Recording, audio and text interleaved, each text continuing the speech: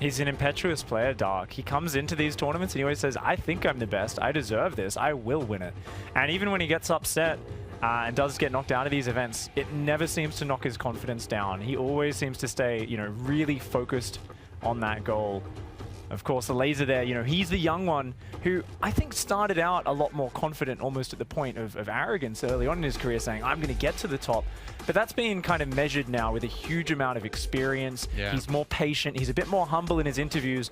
But at his core, when you speak to him earlier this morning, you know, you ask him questions, he's still got that cheeky bit of excitement. He's a bit confident. He definitely isn't super afraid going into this match. He knows there's a lot on his shoulders, though. Yeah, you got to keep a level head, and a little bit of confidence goes a long way, as long as it's not too much, that you're not doing the proper preparation for these matches. But Elazer, we know him as a top competitor in the foreign scene. He won WCS Valencia. He's the only guy other than Neve to pick up a circuit trophy this year, and he is considered one of the top threats from the foreign players that have come in here. And it's a difficult situation for him to be in. You guys are just talking about it when it comes to offline results versus foreigners. Dark's like, he's like the foreigner butcher, you know, just bring him in, he'll carve him up and move on to the next round.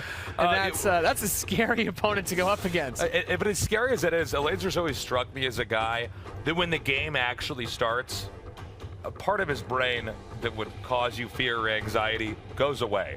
I think he's really good at just doing what he practiced. And we were talking about, you know, confidence or maybe arrogance. I think he's just very comfortable in his own skin.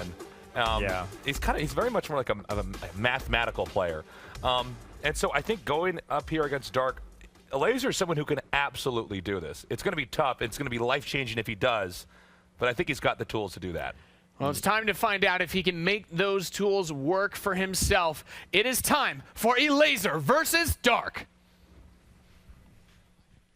Thank you very much, Nathanius. I am ZombiGrub here, casting with Rotterdam for this lovely ZvZ Decider match. How are you feeling about this one? I'm excited. I'm really, really excited. I think 2016 was the year where we talked all the time about how much Elazer has grown as a player. 2017 was no different because he did finally pick up that first championship.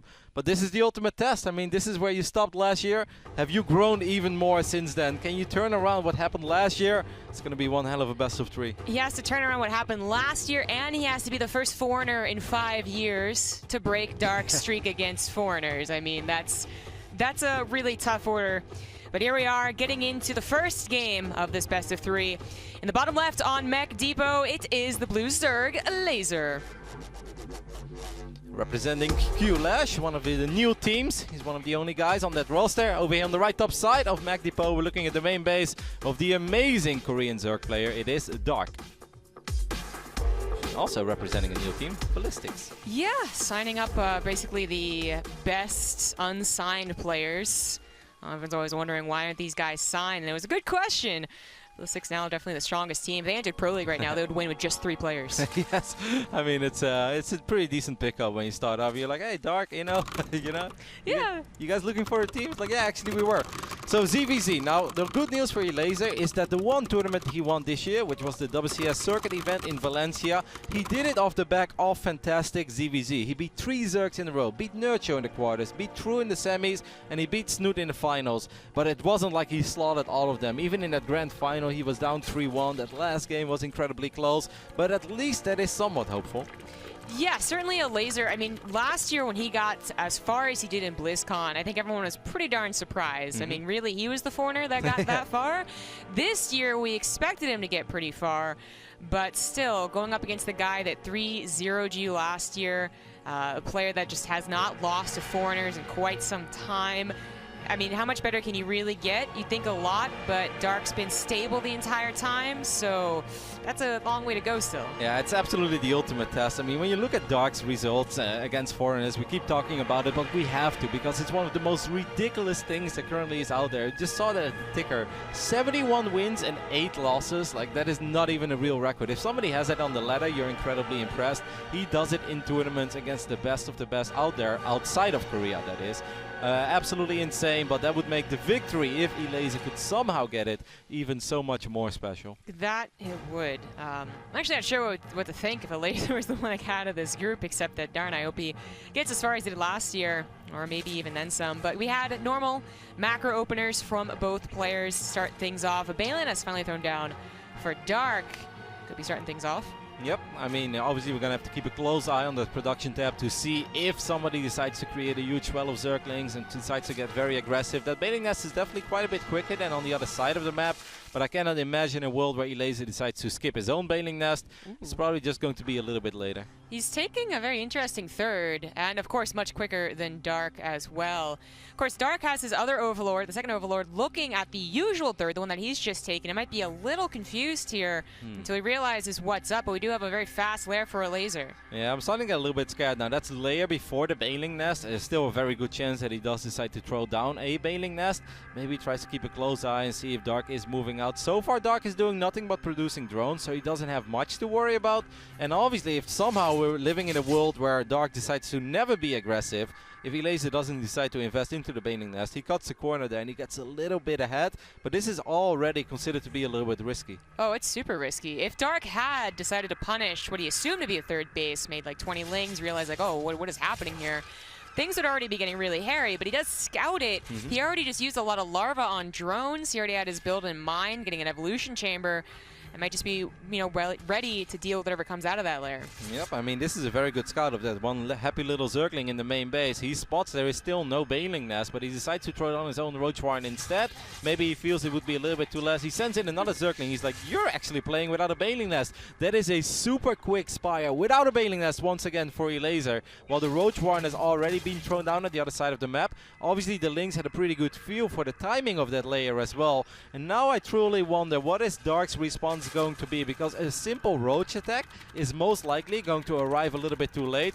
I love the way that Elazer is playing this, though. He's playing this without any fear. He knows he's taking a pretty big gamble, but so far he's absolutely getting away with it. Yeah, exactly. This risk has ended up being worth it. Dark is also still confused, I believe, about where the third base has been taken. He's going to assume there is one. I mean, that's a very long time not to go at least like half 300 minerals, you know, regardless if you're actually going to drone it or not. But they're at even drones. Elazer finally slaps down a bailing nest. A bit of a ling scuffle here, but nothing to really note. It's much more about the Spire versus the Roaches, and I agree with you. If Dark wanted to go a Roach attack, I think it would just hit too late. It should hit too late. It is going to be hard for Elazer to defend with Spine Crawlers, which is something we see quite often because of the way that his bases are positioned. As Elazer is going to apply some pressure here with all of his Zerglings, he gets the Queen for free, and he might actually be able to get the second one as well. Now, good movement there by Dark. If Dark would have ended up losing 2 Queens, that would have been quite painful. I think these Lings are going to have to head home real soon. Instead, they're going to go for the surround on the Roaches. They'll pick up 2 Roaches, which is quite nice. Just like 14 more Lings has been a real surprise for Dark. He grabs Elazer grabs a Queen.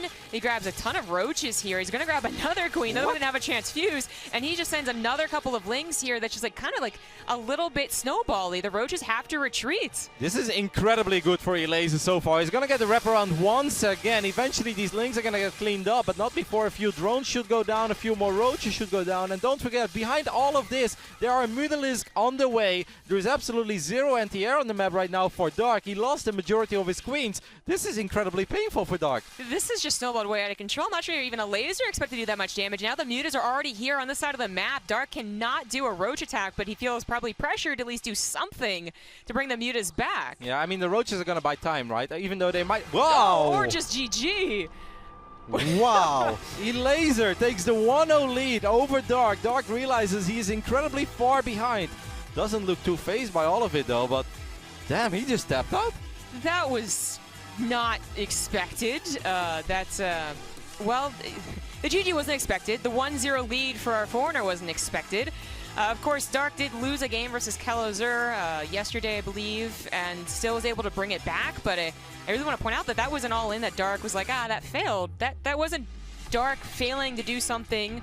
Well, maybe other than Scout, I suppose. It was just Elazer finding like a weakness and Dark going like, I guess I'm unprepared. I mean, once again, Elazer's build was incredibly risky. Super fast layer, no bailing nest, going straight into Mutalisk, only playing with Lynx. But Dark never decided to be aggressive early on. He didn't use his bailing nest for aggressive purposes. He just had it as a safety bailing nest. And obviously losing 3-4 Queens was disastrous, losing a couple of Roaches as well. And by the time you send out your first 4 or 5 Roaches, already having Mutas hover above it, is incredibly bad news, but I kind of just expected him to sacrifice the roaches, throw down spore crawlers, and yes, be very far behind, but we have seen great I mean, it was incredibly rough, don't get me wrong. I'm just surprised. This is one of the very first early exits we've seen at the Global Finals. Right, that one of the first premature ones that we've seen.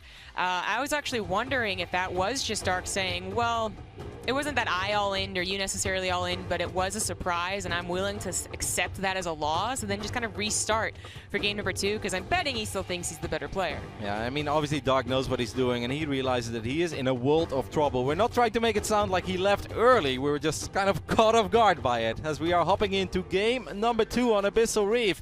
Can this man do what no other non-Korean has ever done? And that is defeat Dark offline. Representing Q-Lash, it is Elazer. And in the bottom right, representing Ballistics, he is Dark. Damn, I did not expect this best of 3 to start off right there. Yeah, you know, now I guess that Elazer is up 1-0. We can always talk about how generally ZvZ is Europe's matchup. But I feel like every time we say that, you know, like Nurchio, right, against his 2 is all Zerg group. Wanted to give him the credit that way, and yet he still lost. It didn't seem to really matter too much. The Koreans still had their mechanics. They still had a general, like, you know, good understanding. And if they don't get the most ZvZ practice, they're practicing against a lot of amazing Zergs. So, like, Rogue and Sue, right, in Dark's case, for the most part. And, well, maybe Elazer is coming back in and saying, like, no, actually, Europe ZvZ is the best. Excuse you. You know what I love? That Elazer did that while being 0-0. We often tell people they can do something crazy and risky once they're up 1-0, you know, just take a shot at it. If you lose the game, you still have another chance at somehow taking the series. But if there's one thing that Dark has done very often in the past, is once we had a foreigner in the tournament where we expected a lot of, like Elazer last year in the semifinals, or even Seru at Katowice, we all said this is going to be close, going to be epic, and Dark would just slap it down, often with non-stop aggression, and it would make for a kind of ugly series, like almost one-sidedly ugly. And with the way that Elazer played last game, he takes that risk. Like if Dark decides to make 22 Zerglings and a couple of Banelings, Elazer is going to be in a lot of trouble already. Maybe he just took that third base and be like, well, if it gets cancelled, it gets cancelled. I can survive on 2 bases with Lings and Queens, and then eventually the Mutas will save me. But it was still risky. He got away with it. Awesome execution, and now he finds himself in a really sweet position. Yeah, I'm glad you brought up the aggression, because that wasn't like playing at someone that you know is always going to macro. I mean, Dark, I kind of expected to make 20 Lings. Yes. The fact that he didn't was like the biggest surprise of them all, even with Elazer's weird, really placed third and fast Spire build. But can he ever get away with something like that again? I'm sure Dark's thinking like, well, I'll just, you know, I'll get the scout next time. I'll be better prepared, and that'll be kind of as simple as that, because I want to beat him in a macro game. Can Elazer actually match him for the Baneling Wars and match him with the Roach Wars later on? Well, I absolutely do hope that we're going to see a Baneling Nest this time coming out of Elazer. Once again, he's going to go up to 3 bases very quick, but I do expect a Baneling Nest way before the layer this time. Not doing that on Abyssal Reef, I feel would almost be suicide. There's no way Dark's going to let you get away with that twice. Elazer knows that as well. He's going to throw down his own Baneling Nest, but he does have a slightly faster third base, and now I just wonder, is Dark going to do what we've seen him do so often in the past, and that is be hyper-aggressive against non-Koreans, or are they just going to, you know, test the waters, play it safe? Because for Dark, there's an insane amount of, you know, pride on the line now as well. That's true. I mean, to finally lose against a foreigner in a decider match, that would be quite painful for Dark. He is making a lot of Lings right now. Generally, you do have the scuffles around the third base. Who has the better Baneling micro, who's able to read the situation better and drone when necessary. Dark is about to test Elazer. Real hard. Yep, and he's already morphing 2 Banelings outside of the natural Elazer. This is one of these things you have to pick up on, because you know that Dark is going to dance around. He's going to show his 15, 14, 18 Zerglings, whatever it is. It's going to be like, hey, look at my Lings, and then suddenly 2 Banelings run into your natural. Good job there by Elazer, already picking up on that. He's going to see the additional Lings run across the map. Elazer is getting defensive Banes as well. Well, let's dance, right? Let's see who has the better Ling Bane micro. Those Banelings are just rolling into the natural. They could get a pretty nasty hit. I'm not sure Elazer's paying attention. He is not paying attention at the last second. Splits his drones and is splitting it quite well. Yep. The third base, he's going to be able to deny with the amount of Banelings he's able to save up. And Dark's attack not working out so far. Nope, it's not over yet though. There's still a couple of Banelings in the mix. Dark gets a good trade there. 2 Banelings for the trio of Elazer. Elazer lost a little bit of mining time, of course, in the natural as well. These Lings are going to try to be annoying, and they absolutely will be, because there is no Queen in position. That was some pretty good micro. Hiding that one drone that was very, very weak, so only one was picked off. The rest of them are going to just go scout. the Overlord Elazer is checking that left side constantly, so I do believe he knows Dark still has units over there, and he has a couple of Banelings ready to go. So Dark is droning up behind this. He's taking a small worker lead, but Elazer is catching up real quick. I think that went all right for Elazer. Obviously, he took a little bit more damage than he would have liked to. He was a little bit out of position against those two Banes, but nothing catastrophic. Nothing that we're like, oh, this is going to be hard. He's going to be playing from behind. No, this is still a pretty even game. No, yeah, it really is. Dark only minimal advantages, starting his lair a little bit faster as well, but we're transitioning into the Roach game, and that's both players throwing on Roach Warrens. Accidental Overlord speed there, but just the lair. And there is the +1 for both of them as well. I mean, my question, of course, is does anyone add any additional tech structures and how fast? See a lot of burrowed Roach play is always very fun. Some people still like that Spire after Roach Warren for the surprise factor. But you know, anything besides Roaches can be a bit risky. Yeah, I think we're going to see a lot of Roaches and a lot of Ravagers for quite some time. Those Banes connect on the Queens. They don't get much down. The Lings did get a couple of, 2 more Banelings rolled into the natural as we see 5 more drones went down. It was only 3 drones at the left side, but 5 more. Dark, once again, this is what I love about Dark. He's always fooling you. He's pretending that this is the aggression, but there is always another attack somewhere. So getting 8 drones, I think that's the first real successful hit that Dark has made to the economy of Elazer. What's really unfortunate is that Elazer had that left side of the path of this Aerith covered for the most part with 1 Overlord, but the right side, like, there is an Overlord, there's actually 2 Overlords, but, like, Dark keeps, like, sneaking them in before, like, you know, and he just forgets about them, because it's only 2 Lings every time, not 20 Lings that are obvious on the minimap. Yep, and it doesn't look like much, but if you take a look at the amount of workers that have been killed, I think it's 16 up to this point, 15 already, and does really add up, right? Elazer has not been aggressive once, while Dark has been aggressive a little bit here, a little bit there, no massive commitment, and then we have one of those quick Spires that you were talking about, right after showing the Roaches, making quite a few Roaches at first. And, well, if you're a Dark fan, you gotta love where this is going so far. Because Elazer, after losing those drones early on, is most likely not gonna find himself in a position anytime soon where he's like, you know what? I want to make nothing but Roaches and attack. And even if he does decide to do that, Dark can still make the Roaches on his own because he already has quite a few Roaches out there. So what is Elazer really going to do about this Spire? I think he's just going to have to accept it for a while. Yeah, that's what it looks like. You know, that 200-200 can sometimes be the difference of life and death, but Elazer not looking to push, probably was anticipating Dark, so then now realizing, like, oh, he's not pushing at all, and just continuing to get Roaches. Now +2 has started. He has gone for Overlord speed, and the Scout should be coming down. Ooh, nice play. Maybe this will not just do damage, but also Scout. Dark is saving up a bit of money, so he's going to be able to get just spend a bunch on Roaches, actually. So not very many mutas at all. Yeah, but even if you just make a couple, right, it's already nice. You can clear the Overlords of your opponent around the map. It's going to give you all the map vision in the world. Dark is making a lot of Roaches. He's making a couple of Ravages as well, and he even started +2 missile attacks. So he's really not playing a greedy version of a Spire. He's like, no, if you want to attack, you can actually attack me right now. I'm going to be more than ready for any sort of Roach aggression. As Dark does spot there is a fort base on the way, which is quite a bit later than his fort base, and he had Roaches in the natural to deal with this drop play. So we have a couple of mutas being produced for now. Once again, these mutas can be used to just take care of a couple of Overlords from Elazer. And I guess in the end, it's still going to come down to a big Roach Ravager battle. Yeah, that's again, that's what it looks like. But the Roach, or the Overlord speed is an interesting addition for Elazer here. The mutas are still going to be able to scare them away, but if Elazer's really on point, he could just try and get them spread across the map again. What?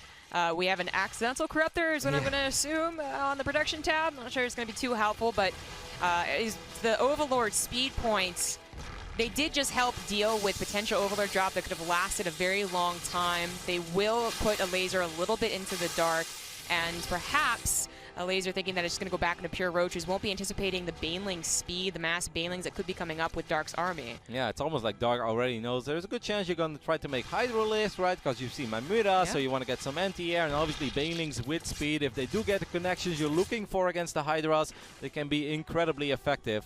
But once again, Elazer's at 165 supply. He should have the time to max out. He really shouldn't be forced to take a horrible fight somewhere. And the one thing the Polish Zerg absolutely has going for himself is that he's getting 2 upgrades at once. If he can get a fight with +2 missile attacks but +1 carapace against just +2, it could be quite good, but it seems like Dark is quite ready to party. That is a lot of Banelings. Even if Elazer didn't have those weaker hasty Hydras, them colliding into a very clumped up Roach Ravager army still works out quite well. And as I said, I'm not sure Elazer anticipates this. His Overlords have been cleaned up, sent away. He didn't see them morphing. Now he finally sees 2 Banelings. Wait a second, that's a lot more. Yep, a couple of Ravages morphing in the back. He's going to land a couple of Corrosive Balls. A couple of them do connect with a few of these Banelings. Can Dark get the connections that he's looking for?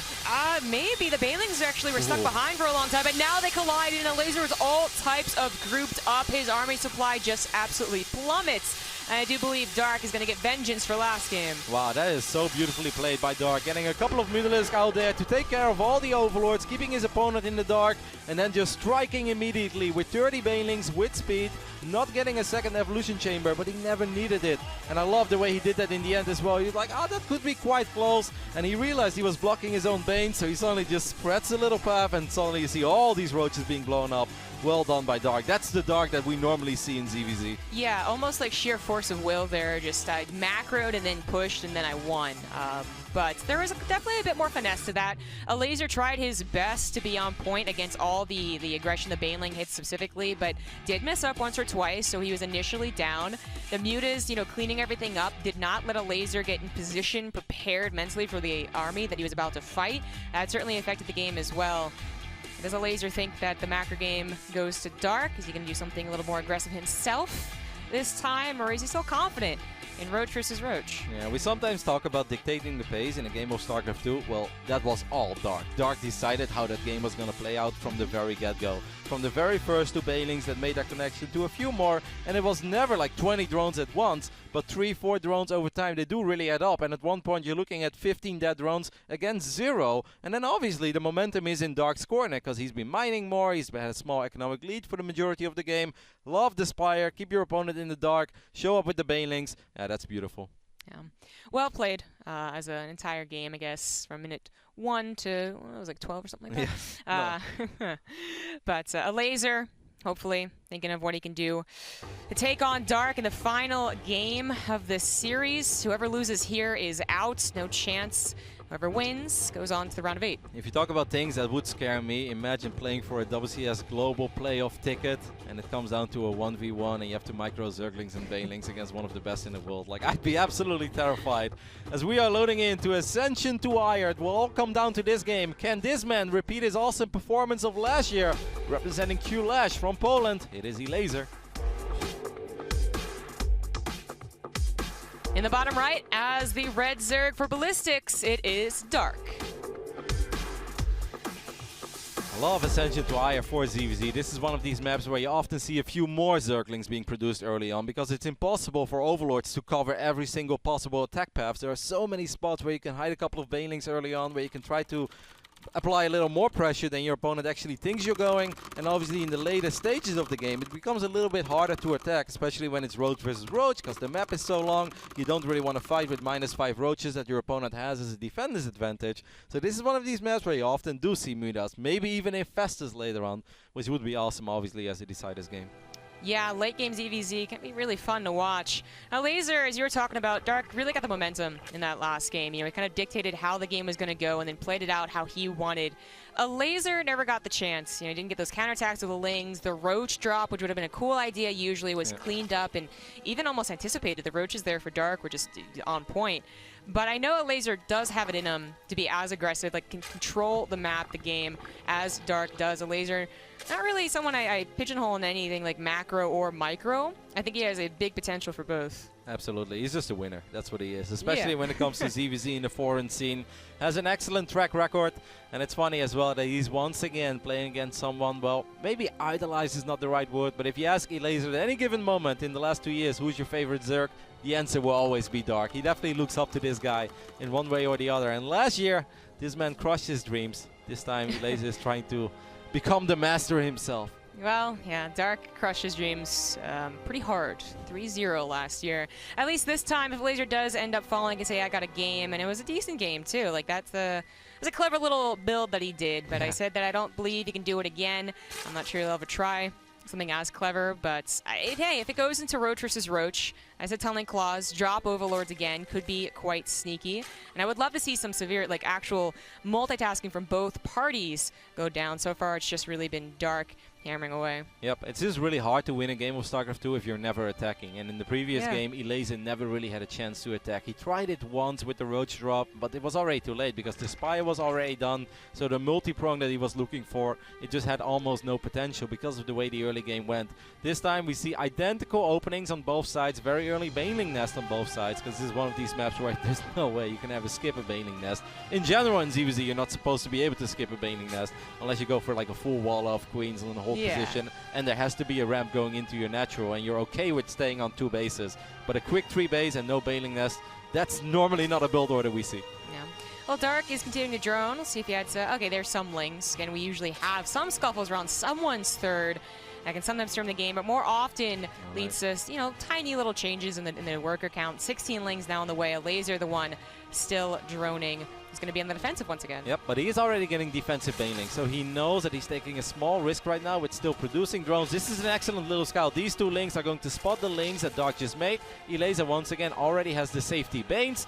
There is an Overlord in an interesting position there. I wouldn't be surprised. Oh, those are Banelings already for Dark, but there is still defensive Banes for Elazer. Elazer does find them immediately as well. Maybe a tiny bit too late. One of them is going to blow up those 2 Zerglings, but at least he's shutting it down before it's ever truly beginning. Well, the third base doesn't really have a lot of defense. Elazer, I don't know what was happening in the bottom position, but a lot of lings are chasing other lings, basically, and missed the ramp, I suppose. But Banelings waddle over, now protecting their third base along with their mamas, the queens. And Elazer is going into Roach Warren, still getting a couple more drones. Dark, though, definitely has caught up, kind of gotten what he wanted from the little aggression. So we've missed this, but I love this. Those are the 2 Zerglings early on, and Elazer has been busy with these all along. And obviously he will not get much done with 2 Zerglings, but you're forcing your opponent to pay attention to those 2 lings as they're going to trade Banelings perhaps. So he's keeping Dark on the back feet as well, because Dark wants to make sure he doesn't lose track of those 2 Zerglings, and those Zerglings morph into Banelings. Good job so far by Elazer defending, but I love this. This is just incredibly annoying for Dark, because he has to worry about it, and now there are 2 more Zerglings chilling there. Yeah. He's getting shift queued, constantly scouting as well, and dealing with the aggression. Dealing with the aggression. There we go. Not losing too much. In fact, taking pretty efficient trades. Elazer has a much bigger army now that he's making a ton of roaches. Yeah, Dark is going to be in trouble. He's going for a lair and evolution chamber. I think he's going to go for it. Elazer's probably not going to tack up. He's just going to make roaches, run across the map with roaches, lings, and banelings. Ascension to Ire is a very long map as Dark is once again looking for a big connection. Got awfully close there. Doesn't get it yet. Now for Dark, it's important he figure out what's going on. These 2 Zerglings have finally sneaked into the main base. Elazer is going to make his march across the map. He is down 13 workers, so this push is very, very committed. He's still not tacking up. Elazer's tournament life is on the line with this push. Yeah, Dark does not bother to start that +1. He knows what's on the way, so he's also getting a couple of spine crawlers. The banelings were found in the main base, and Elazer has a long way to travel to reinforce this push. Could it actually work? He does have the army supply advantage, but Defender's advantage is usually stronger. It's going to get very close indeed. He has a few more roaches, but Dark is producing as many roaches as he possibly can, and he's got a lot of defensive banelings. Oh, the banelings of Dark do collide in with the roaches, leaving Elazer with 3 of them trying to do the same to Dark. Not bad on that. Spine crawler, only one of them is getting attacked by the lings. Queens are trying to help out desperately. Drones are being pulled. That's the advantage Dark had.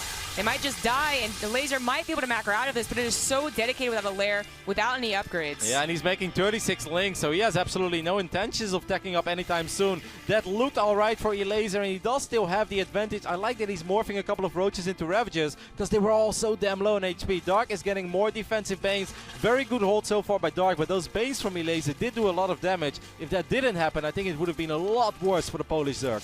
Full health spine crawler on the front line is going to help a lot. The lings flood in. They got to be careful. One more baneling is left. He moves the spine crawler. He gets to kill the bane.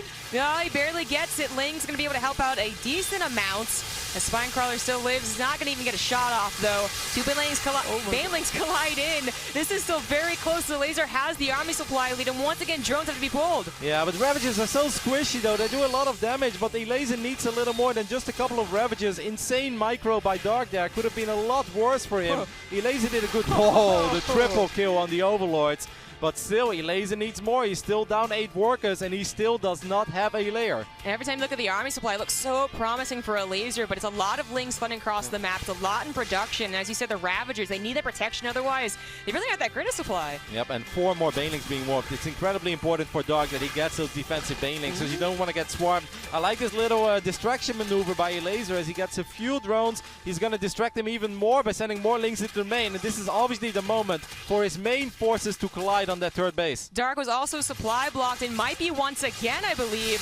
Banelings collide with some of the Lings, but Elazer starting to rack up the drone kills, is just getting whatever he can and escaping. Yeah, he just can't fight against the Roaches. These Ravagers need a little bit of protection. Now Elazer decides to build more Roaches, and a few Roaches have showed up as well. Is Elazer okay with the damage he's done? He killed quite a few drones in the last 2 minutes, but he's still making more units behind this. If he had started a lair at any point, perhaps, but he's always been investing gas into Roaches and Ravagers, so he's never really been able to afford one. He did once again supply block Dark, but he's finally fully unsupply blocked. Still, I was right, still unsupply blocked. Dark didn't even start +1. I didn't even realize he had never started Roach speed. He really took that attack seriously. Yeah, and he had to. I mean, it's still incredibly close. It's 88 army supply, 90 army supply against 66, but once again, defender's advantage in ZvZ, especially on a large map like this, can be crucial. A couple of Banelings in the mix as well. This is it for Elazer. Can he somehow break the man that has never been broken offline by a non-Korean? A couple of Banelings in the front just get picked off by the Ravagers. More and more Roaches flooding in here. Elazer looking for that strong final push. Perhaps Dark underestimated it by getting a couple more drones.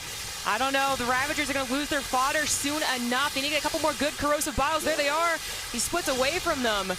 And this, I don't know if Elazer actually has enough, but the hatchery is low. The Roaches are going down. There's no more Queen support. And Dark, it might be abandoning ship. Yep, I mean, Dark is going to give up on that base. He realizes he does not have enough to kill these Ravagers. He's going to go back all the way into his natural. He does have a lot of Roaches here. Elazer is still chasing this army. Can Elazer once again qualify for the global finals? He is getting awfully close. So if he actually is able to do it and break Dark's win record against Warriors, that would be amazing. The corrosive biles hit beautifully on top of the Roaches. The drones try and go back to mining, but Dark is now at half the army supply and retreating into his main base. The Polish Zerg is getting incredibly close, and he might be able to do it here. He might be able to do what no other non-Korean has ever done, as Dark's supply is only at 40. The Ravagers might fall eventually, but not before all these roads